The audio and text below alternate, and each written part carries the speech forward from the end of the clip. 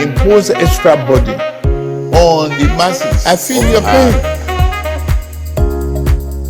Only humility will lead us to unity, and unity will lead us to peace.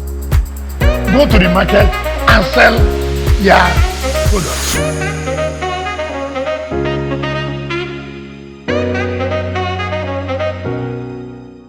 Hello, viewer out there. This is a presenter on DOTT television. And on the presenter, what we do essentially is to bring to you current events as they unfold and bring you resource persons who will be able to shed light. And our ultimate goal is that through doing this, we'll make Nigeria a more functional state for all of us to live. And what a significant day with the celebration of the Eid-El-Kabir that we have right here in the studio at this hour. Alhaji, Sheikh, Dr. Adekola Yinusa Adekunle, the chief Imam of IPG Central Mosque, Asaba, a specialist in Islamic propagation. Alhaji, how do you feel being in the studio at this time? Honestly, I must confess, I feel greatly elated and so much privileged and honored, to be here on your special invitation at this very memorable occasion of the Eid-El-Kabir festival. Okay, so you'll be hearing Alhaji as we go in further. I am your anchor person, Godfrey Obaka. So, Alhaji, back to you. Happy Eid-El-Kabir, if we could start from that. Thank you so very much. Yes. Happy Eid-El-Kabir to all our viewers out there, both male and females, especially our Sheikh and all our non-Muslim brethren. Okay. Peace of God be unto you all. What do we say to that? Amen. Amen. Okay. A form of prayer too. Yeah. And a form of greeting, prayerful greeting. Could you shed light on the significance of what is being celebrated? Yeah. And what does it mean to mankind? We talk of the celebration of the Eid-El-Kabir, or we also call it Eid-El-Adha. The English meaning is simply that of the festival of sacrifice, which is normally a yearly exercise done in commemoration of what happened between Prophet Ibrahim alayhi salatu wasalam, and his son Ismail, called Ismaila in Islam. Yeah. And you remember that Abraham... Is it the same fellow referred to as Isaac? No, not Isaac. Bible. Isaac belonged to Sarah. Okay. And Ismail belonged to Agar, which we call Ajara in Islam. Oh, great. And if we must put the record straight, when Prophet Adam was barren for so many years, looking for a child, it was Sarah herself who advised the husband to seek the grace of God in Ajar. Haven't waited for a very long for a lengthy period of time. And he obliged that request and went into relationship with Ajar. Yeah. And Ajar became pregnant as a result and gotten Ismail out of the relationship. That was the first child given to Prophet Abraham by God. I want everybody to learn a lesson from this. In life, there is no do or die affair. Especially our women out there who are looking for the fruits of the womb. There's nothing that is wrong in allowing your husband to have another person after you.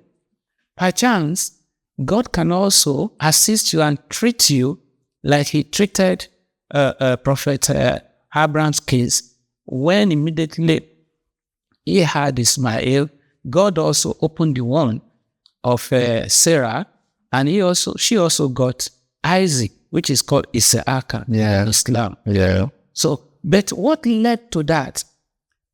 Abraham was a kind person. He was generous to a fault. He was meek, gentle, And he was ready to offer anything as gifts to people. He was a shepherd. He had cows, he had sheep, he had, name them. And every now and then, he would slaughter all these things and invited people to come and feast on them. Yeah. So at a So point, he held nothing back. yes, at a point, people were just amazed. Abraham, why are you doing all this? He said, what am I doing? I've not even done anything. Should God even give me a son or a child that I'm looking for many years, I wouldn't mind. I could slaughter the person for God. And it was written down. Eventually, he had Ismail about 14 to 15 years. When Ismail had grown up, Abraham tended to have forgotten the promise. He had a dream, first, second, third day, the same dream. Abraham, remember your dream. You said you would sacrifice your son for me. It's now time. I wanted that your promise redeemed. And if you go to the Holy Quran chapter 37, the story is well narrated. When he woke up, he called Ismail, my son. I saw in my dream that I was actually slaughtering you for the sake of the command of God. What do you say? Ismail responded, Ya Abati, my father, Satajiduni insha'Allah minan sabirin. Daddy, do whatsoever God has commanded you to do with me. You are going to find in me submission totally to the will of God and to your own instruction. We need to learn a lesson from there. What is your father telling you? What is your mother instructing you to do? As a child, as a youth, as an adult, that you still have the privilege to be, in the company of your parents. When they are giving you advices that will advance you in life, oblige them. Like Ismail, he was very patient. Abraham was a total submitter to the will of God. Ishmael was patient. Even the Hajar, the mother, was also someone who trusted the instruction given by God through the husband, Abraham. Are you following the story now? I think I am. I'm just cutting them short so that we will not take much time on it. Yeah. Do you understand? So that was the scenario. That was the scenario. And eventually they all submitted and said, yes, we agreed, go and slaughter me. And he took the son to Munna, a place in Mecca, and laid down Ishmael with a knife that was very sharp. For the sake of God, he was slaughtering. He was taking the knife to and through the neck of the son with force. But there was a command by God to this knife. Do not affect the flesh of this my beloved servant, Ishmael. And Ishmael opened, I said, Dad, open the veil you are using to cover my eyes. Is it that you love me so much that your strength had become so feeble and you could not force the knife to penetrate and cut my flesh? He said, my son, I was doing it with all amount of strength. And God commanded the knife to speak to them. The knife spoke by the command of God. Abraham, you wanted me to cut the flesh of your son, but God Almighty, your creator and my own creator, is telling me not to do that. Will I obey you and disobey God? And Abraham was annoyed. How could that be? Is it that you are not sharp? You were not, sharp enough to do this? And he struck this knife against the rock by his side, and the rock chattered. When the rock chattered, the knife spoke again. I could chatter anything, cut anything, but not the flesh of Ismail. And immediately God opened the veil, covering the eyes of the angel. Look at my servant Abraham, who was giving everything in totality for my sake. And the angels looked at Allah and said, please, what do you do to assist this family? Okay, go into the Garden of Eden. There is a ram already kept there for this purpose. Yeah. Go and bring it down, hand it over to Abraham to slaughter. Let him untie. In the place of the... Let him untie the child okay. and slaughter the ram. And they all went home happily.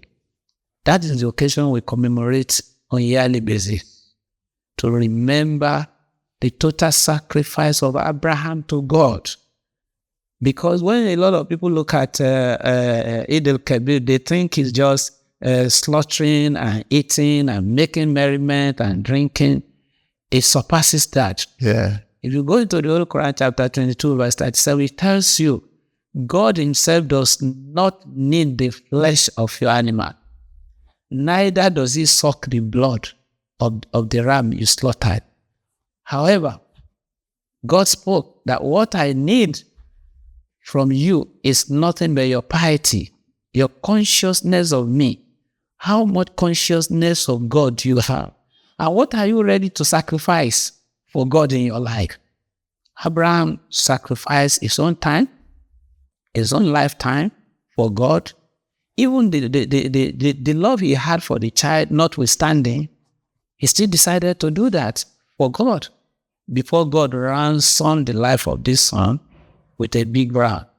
So Alhaji, your narration is very lucid, quite convincing. Yeah. And I am seeing a whole lot of collaboration with the biblical story too. The biblical account is the same Abraham. You know what? And the ram and the same God and issue of sacrifice and all that. Mm-hmm. But how come that today there appears to be a whole, quite some palpable tension between the adherents of the two religions? Yes. Well, how can you explain? Yes, it's explainable in the sense that a lot of people, either in Islam or in Christianity, tend to fend their own ego without really propagating the true religion.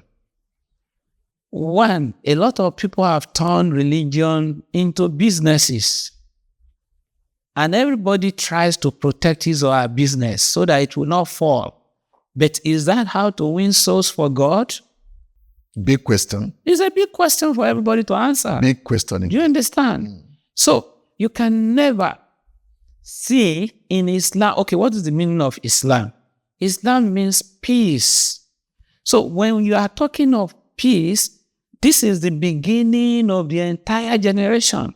Because God is God of peace. Salam. In another part, they call it shalom, peace. Yeah. So where is it that you are propagating peace through violence? Is it possible? So you now find out that people are doing what they are doing for selfish reasons, for political reasons, for greediness, for ego boosting, which is not the intention of any religion. So those who are into all these violent things, they do not, either they understand what they are doing, negative things they are doing, to find their own nest, to make money, and not to win souls for God. Because in Islam is vehemently against you killing a soul. Good to hear that. A just soul. Someone who has never committed anything. He didn't commit any crime. He was not tested or tried in a law court. There's no fatwa against what he or she has done. And you suddenly wake up and say you are doing jihad and you are killing people. It's not written anywhere. But this is what a lot of people are doing in the society and rubbing it on their religion. So we need to understand all these things. There's no good Muslim who will go and kill a person. No. Because the Quran tells you, if you kill a soul without any justification, it's as if you had killed the whole of mankind. And your recompense is nothing but hellfire. How do they reconcile with that? That is only Quran I quoted for you in English. Are you now getting me, sir? So when you now see people are into violence, they are under the brainwash of some other people who are satanic and who the society has condemned, the Quran has condemned them, and they remain condemned forever. And if you ask some of them, those who go by the name Abdullah, or even Joseph, or even Jonah, and all the rest, please, these things you are doing, where is it written in the Quran? They don't even know the Quran. Some of them cannot even read the Bible.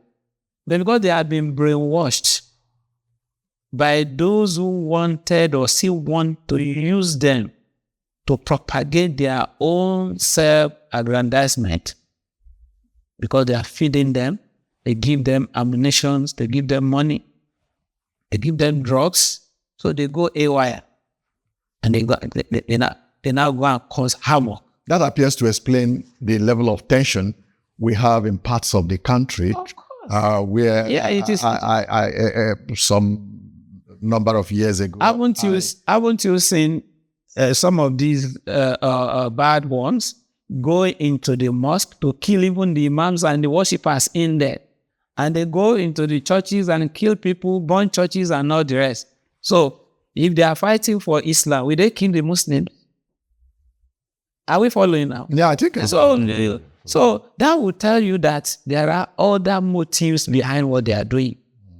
And the government is there to checkmate this kind of imbalance. Listening to you, I'm just beginning to think whether there are variants of Islamic religion.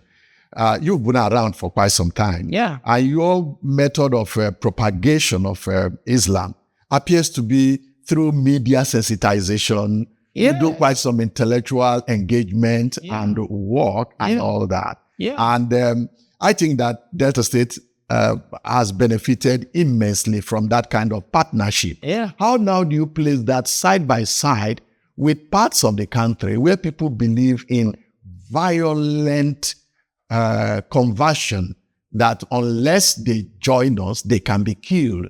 And if we die in the process of that violent expansion, they will get to paradise, where there will be virgins, 7 virgins waiting for them.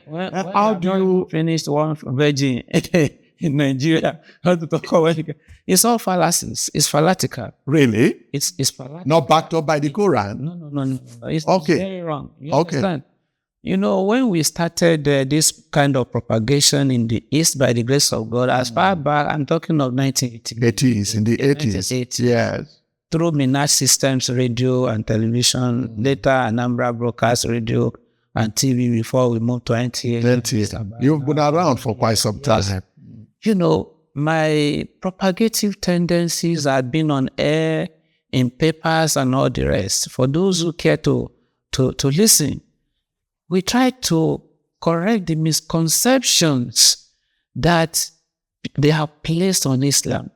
It's not only the hoodlums in Islam that are doing this. Even some mischievous people in Christianity Okay. are also doing the same to label Islam as a bad religion. They say, no, don't go there. Oh, that religion that propagates killing. They say if you kill, you now go to heaven. Where is it written in the Quran or Hadith? They cannot support their statement with any evidence. And why do they do that? To retain their congregation, so that their eyes will not be opened, so that they can continue to take 1/10 of their resources and all the rest. So we are here to tell people the truth. Your religion is between you and God. And this year we are telling people that, look, a Christian, a Muslim, a non-Muslim, a non-Christian is a human being. So see humanity in that lady. See humanity in that man, in that child, in that brother, in that sister. See humanity beyond your tribe, beyond your religion, beyond your culture. Know that this person is a human being. Treat him as First such. and foremost. First and foremost. Before you become anything at all. Like today, some of us are what we have been, a doctor, a philosopher, a this or that. But first, what you've been is you are a human being before anything. You were not born a doctor. You were not born a preacher. You are born as a human being. Yeah. Why can't you see another person as yourself? That's the preaching of Muhammad. That's the preaching of Jesus Christ. Love other people as yourself. The prophet said, you cannot be said to be a believing person until you love for other people what you love for yourselves. You want to live life and you want to kill another person. So where is the love? Where is the friendship? Where is the humanity? Why can't we reason and say, okay, a person is blind. For instance, a blind person is not seeing you. But a blind person can understand kindness as a language without asking you whether, okay, you see a blind person now who wanted to cross maybe the road. And you just say, oh, Daddy, please wait, a vehicle is. Then you held the person's hand and you cross him over. Yeah. Are you asking that blind man, are you a Muslim or are you a Christian? Certainly not. But what gripped you that moment is humanity. You wanted service for mankind. When you go to the market prices of things, commodities, will that thing tell you, are you a Christian or are you a Muslim? Obviously. Why don't we ask ourselves that simple thing? So why do we now discriminate when it comes to humanity? Why don't we love people?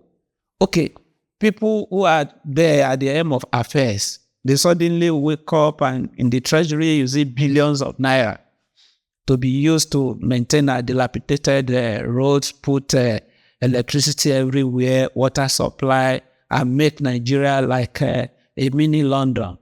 But you are not doing it. Because before we go on break, Alhaji, do you in any way feel that possibly some elites, maybe political elites, are exploiting religion in order? Of course, to yes, for those who don't understand, achieve some selfishness. Do you in any way think? Because they know, especially in our country, people sit down and study. They carry out their research.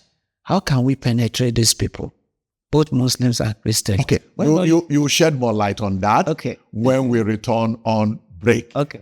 Viewer out there, we still have in the studio Alhaji Sheikh, Dr. Adekola Yinusa Adekunle, an Islamic propagationist and an academic. So we will be returning, and when we do, he will shed more light, especially on this occasion of Eid-El-Kabir. See you when we return.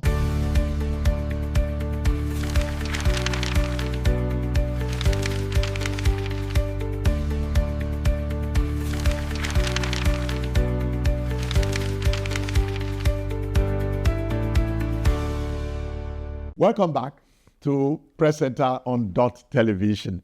And what a significant moment here in the studio of DOTT Television. We have an Islamic propagationist in the person of Alhaji Sheikh, Dr. Adekunle Yinusa.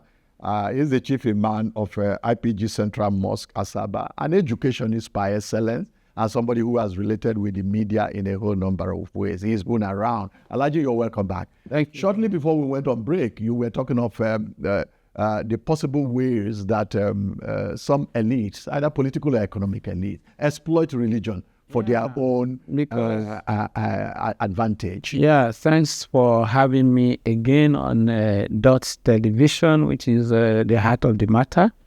I want to commend your activities here first, and I want to continue to wish you the very best, at this moment. Thank you very much. And in future.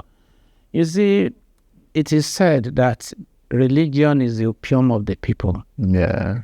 And when you study, when you look around, you find out that majority of our populace is either you belong to Islamic section or you belong to the Christian faith. Yeah. So if you want to control people, you can actually use religion. Because in Nigeria, we love God so much. And we tend to listen so much to imams and pastors, especially our women folk. They love their pastors more than their husbands. Do you understand? So, religion is easily used to control the minds of people. So, people who studied, people who want something, especially for their own selfish interests, will see that as a potent instrument to win their games. So they will now go and use divide and rules and tell people, okay, they want to feel so person. Is he a Muslim or is he a Christian? Yeah. Is he Muslim ticket? They use Nigeria, we hear all those stories. How can you feel a Muslim ticket? No, we no go agree.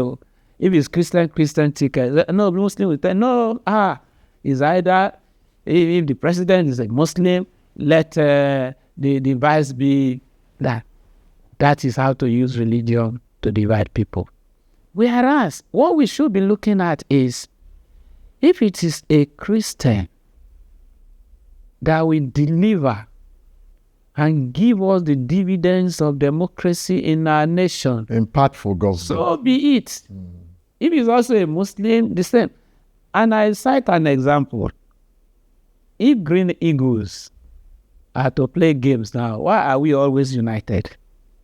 Irrespective of those who are playing. You remember the time of Sheikh Yeah. Christian Choko, Muda Lawal. Elokala, Muda Lawal, Henry Wosua. Also. How many of them are Muslims? How many of them are Christians? Are we looking at that? Yeah. We are looking at their legs and how they could tap the leather. And everybody, irrespective of your culture or religion, we were also always united. In fact, some people will not eat because Green Eagles will not be winning. Yeah. You will not eat. Yeah, Super Eagles. You'll be Super Eagles. You'll be praying, God, allow Nigeria to win their games. The prayer points are united Prayer at that points, point. we had that unity will be there. And once we have finished the game, everybody will go back. Why can't we continue in that unity atmosphere even after we had won our game? Yeah, Alhaji, listening to you, I begin to even ponder in my mind whether the Islamic faith is monolithic, by which I mean whether it is one. Let me come further down. Okay. Your PhD is in what area? My PhD is in electrical electronics. Okay. And Technology you've education. been lecturing at the Federal College for, Till tomorrow. and you have all this refinement. Yes. What aspect of Islamic religion encourages the Alhaji system, encourages people to gather under the tree Okay. and carry plates to move about without taking them in to study in formal institutions and sound as refined as you are? And you will further tell our viewers the danger and implication of grooming people in that kind of setting. What is different from your Islam and the Islam of those people that encourages out of school children? You see, that issue is a great one. If you remember very recently, even one of our sheikhs in Islam, Sanusi Lamido, Okay. was a former central bank governor, Yeah. was emphasizing on the education of the illiterates, especially down north. And the powers that be wouldn't speak to that, Why? which is wrong.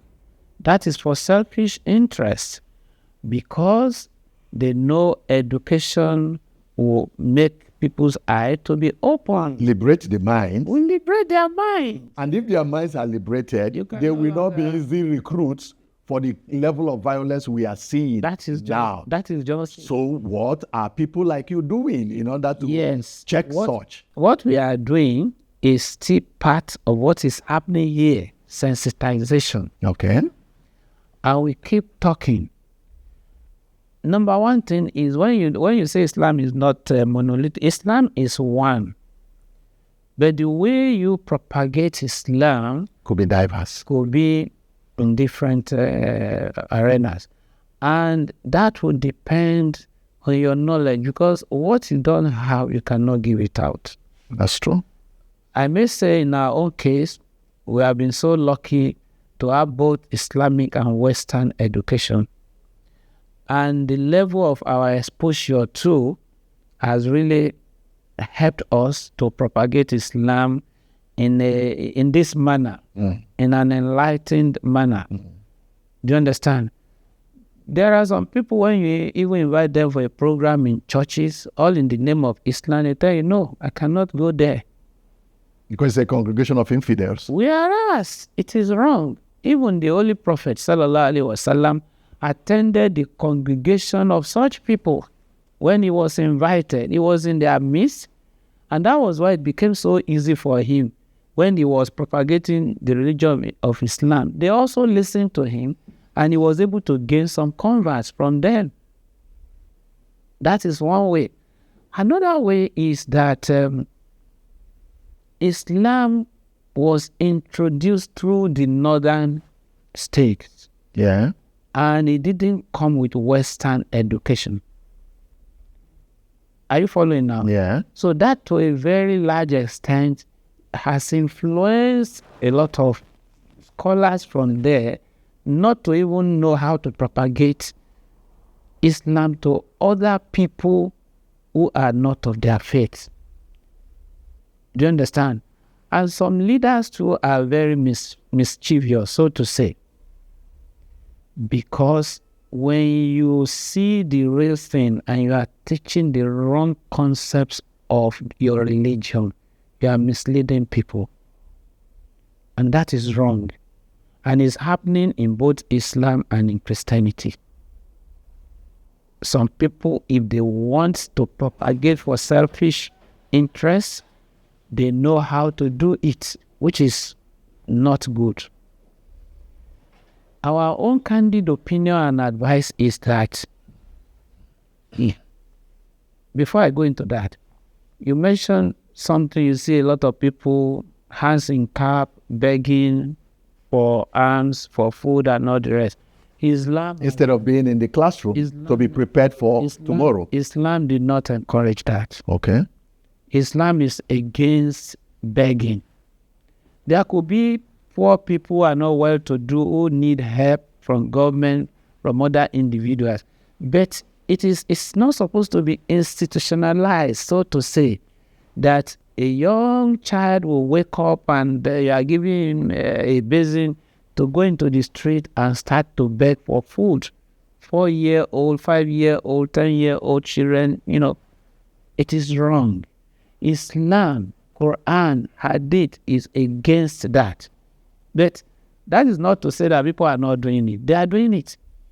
Another issue is the issue of family planning. Islam encourages that you plan your family. If you are rich now, for instance, I cannot tell you or preach to you that you should have 1 or 2 kids, because you are rich and you know you can take care of the education of your children. You can take care of their welfare and so on and so forth, their medical bills and all the rest. You can have any number of child or children that you want to have. But when you know you are a poor person, you are earning a salary of maybe 30,000 or 50,000, and you have 4 wives, and each of them is having like 5 children. That's 20. 5 times 4, that's 20 children already. How are you going to cope? So Islam tells you, produce the number of children that you can cater for. That is family planning. It's not limiting the number of your children. No. If you can have 2 comfortably, fine. If you can have more and take care of them, fine. Then you find out that some of those who call themselves Muslims, who don't understand what they are doing, they will just continue to fire and have children they cannot cater for. At the end of the day, they are creating issues for the society. Sheikh, you also you and anybody can influence those ones. But if I feed you in the morning, feed you in the night, feed you in the afternoon. I now could use you And for tomorrow, I say, I'm not going to politics, so you come and campaign for me. Anyhow, they want me to be there because I'm their provider. anything. Yeah. That is a problem. You won my heart when you spoke about seeing first the humanity in somebody. Yeah, Yes. that's what we are. Yes. From your own understanding and from your religious background, are women supposed to be seen first and foremost as humans? Women. Yeah. Prophet, alayhi salatu wasalam, gave that liberation to women as far back as 1,447 years ago. Because in the Arabian Peninsula, when they were barbarians, so to say, hoodlums, slaughtering women and killing twins who were girls, the Prophet came and said, no to that. Husbands will die, and they would now say, wash the corpses of these husbands and let the women start to drink the product, just to show that they were innocent of their husband's demise. Prophet came and stopped that. What of the issue of inheritance? Before, women were not allowed to inherit either from their father or from their husbands. You understand? Yeah. Prophet said no to that. What of their own property? Women were not allowed to own their own property. So if you are under the influence of a man, you cannot have a car. Prophet said no.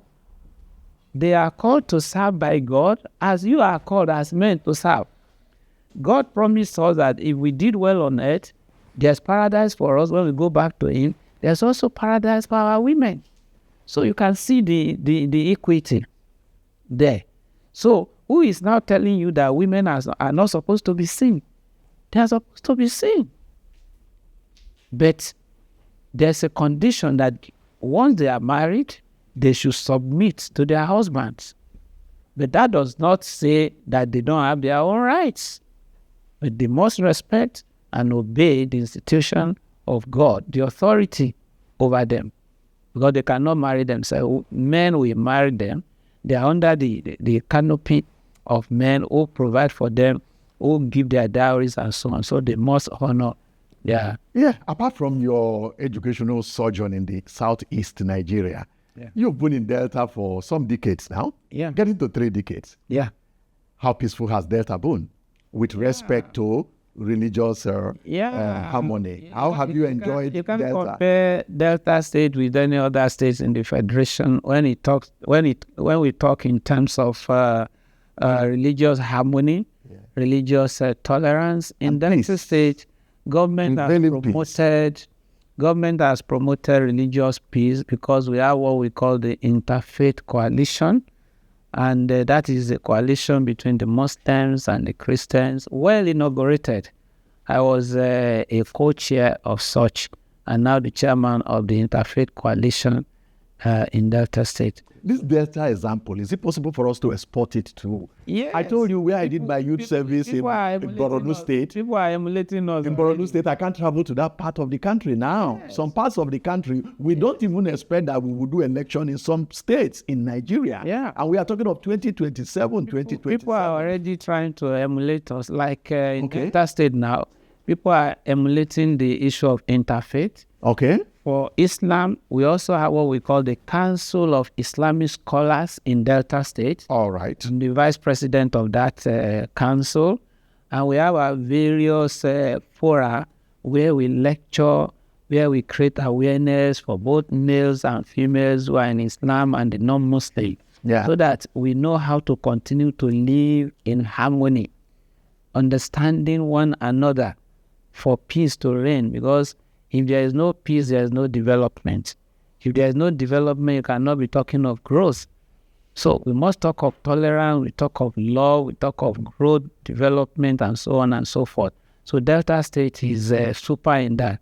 And for you to also understand that Delta State has also been in the forefront of allowing Islam take a very prominent position in the issue of what concerns everybody in Delta, as far as health is concerned. Yeah.